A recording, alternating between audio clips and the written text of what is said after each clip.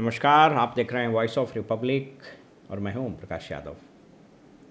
पश्चिम Champaran parliamentary constituency जो 2008 में अस्तित्व में आया, इसके पहले ये बेतिया कॉन्स्टिट्यूंसी के नाम से जाना जाता था। बेतिया के इतिहास पर अगर आप नज़र डालें तो यहाँ एक फेमस नाम जीता करता था के तिवारी का, कांग्रेस के बड़े चेहरे और बड़े कंट्रोवर्शियल, राजीव गांधी वगैरह के बड़े क्लोज रहे, ये इंदिरा गांधी के बड़े क्लोज रहे। इसके बाद 96, 98 और 99 मदन प्रसाद जायसवाल, डॉक्टर मदन प्रसाद जायसवाल ये एमपी रहे बीजेपी के। इन्हीं के पुत्र हैं डॉक्टर संजय जायसवाल जो स्टेट बीजेपी बिहार के प्रेसिडेंट भी रहे, वो एमपी हैं और वो बीजेपी के कैंडिडेट भी अभी हैं, यानी सिटिंग एमपी है, उन्हीं को टिकट मिला है। 2004 में रघुनाथ झा ये चुनाव जीते। रघुनाथ झा बीजेपी के एक ब्राह्मण के बड़े चेहरे थे, शिवहर से भी इन्होंने चुनाव जीता और बिहार सरकार में मुझको लगता है कि एक से अधिक बार ये मंत्री भी रहे। बड़े क्लोज आरजेडी सुप्रीमो के रहे। गोपालगंज में इनका अपना आवास है, शिवहर से भी ये एमपी रहे। 2009, 14 और 19 लगातार डॉक्टर संजय जायसवाल भारतीय जनता पार्टी के टिकट से जीते हैं। उनके सामने इस बार मदन मोहन तिवारी ये चुनाव लड़ रहे हैं और ये कोई बहुत, मतलब आप यूँ कहें कि कोई बहुत चर्चित चेहरा ये नहीं है, फिर भी यहाँ पर बाई पोलर चुनाव ही होना है पश्चिम चंपारण में। डॉक्टर संजय जायसवाल और मदन मोहन तिवारी कांग्रेस। इस कॉन्स्टिट्यूंसी में कुल 8 लोग चुनाव लड़ रहे हैं और जैसा मैंने बताया कि पश्चिम चंपारण यानी वेस्ट चंपारण एक बहुत बड़ा ज़िला है, तो ये 2 कॉन्स्टिट्यूंसी वहीं हैं। कुछ पोर्शन इसका मोतिहारी से लगता है, वहाँ भी है। डॉक्टर संजय जायसवाल एक बहुत ही सुलझे हुए व्यक्ति, पढ़े लिखे, पेशे से ये चिकित्सक भी हैं और इनके पिताजी ने भी बहुत वहाँ शोहरत हासिल की, बड़े मृदुभाषी रहे डॉक्टर। हालांकि वो उस समय कुछ दिनों तक वो आरजेडी में भी रहे। तो संजय जायसवाल के बारे में इसलिए कई बार आरजेडी कहती है कि जब वो प्रेसिडेंट थे स्टेट यूनिट के, तो कहते थे कि आपका तो स्टेट प्रेसिडेंट भी हमारे यहाँ से बोरोड है। बहरहाल अभी वो बीजेपी में हैं। इनके पक्ष में 3-4 महत्वपूर्ण बातें जाती है इस कॉन्स्टिट्यूंसी। पहला, इन्होंने उस इलाके में काम भी अच्छा किया है। प्रधानमंत्री से इनके अच्छे संबंध रहे और चूँकि बीजेपी स्टेट यूनिट के वो प्रेसिडेंट रहे, इसलिए एक महत्वपूर्ण चेहरा था। और इंफ्रास्ट्रक्चर वगैरह के काम में रोड बन रहे हैं, बाईपासेस बन रहे हैं, 4 लेन्स वगैरह निकल रहा है, तो शहर में इंफ्रास्ट्रक्चर के डेवलपमेंट में इनका बड़ा योगदान है, लोग वहाँ पर बताते हैं। ये दूसरा। और तीसरा, मृदुभाषी हैं, is very accessible to the public, लोगों से बड़े मिलते हैं, सहज हैं बड़े, ये इनके काम में आ रहा है। लेकिन ऑफ कोर्स 3-4 बार रहने के कारण थोड़ी बहुत एंटी इनकम्बेंसी ज़रूर रहती है वहाँ।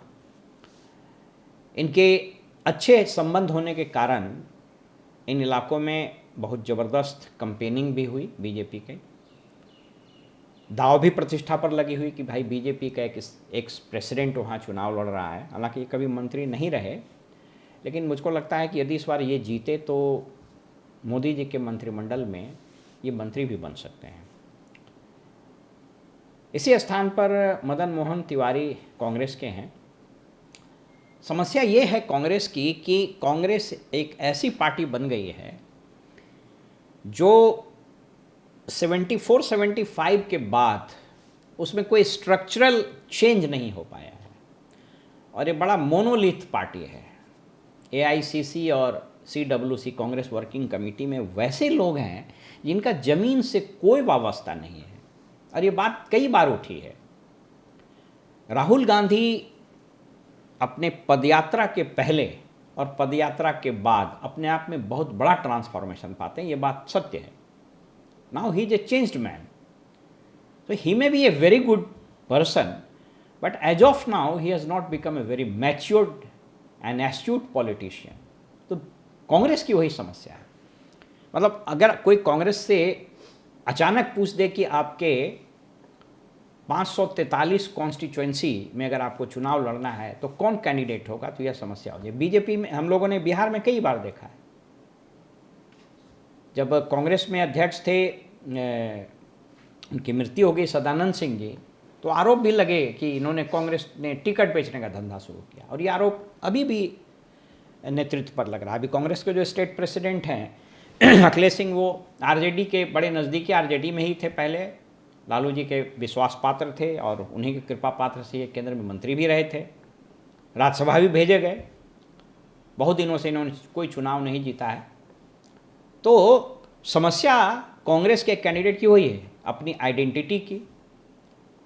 लेकिन हाँ, एक चीज़ जरूर है कि Congress over a period of the election first phase से लेकर अभी तक बहुत तेज़ी से कांग्रेस के ग्राफ में वृद्धि हुई है और एनडीए के ग्राफ में गिरावट हुई है।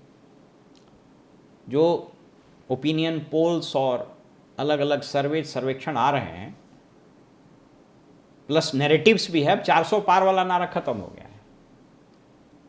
एक बड़े ही मशहूर साइकोलॉजिस्ट हुआ करते थे, अभी समाजसेवी और राजनेता भी हैं, योगेंद्र यादव।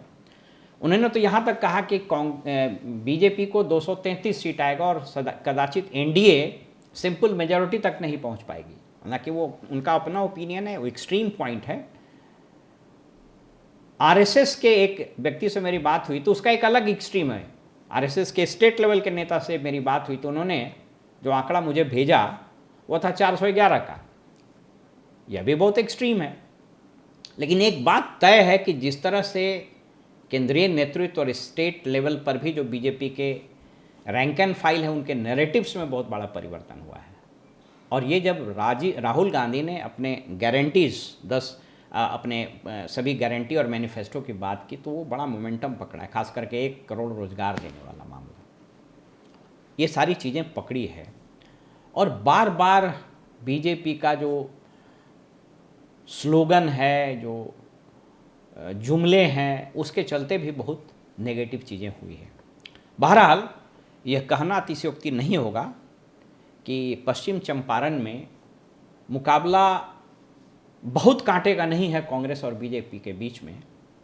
और मेरी अपनी राजनीतिक समझ और लोगों के ओपिनियंस, लोगों से बात करने, सर्वेक्षण आदि करने से यह स्पष्ट होता है कि रुझान डॉक्टर संजय जायसवाल के पक्ष में ही है।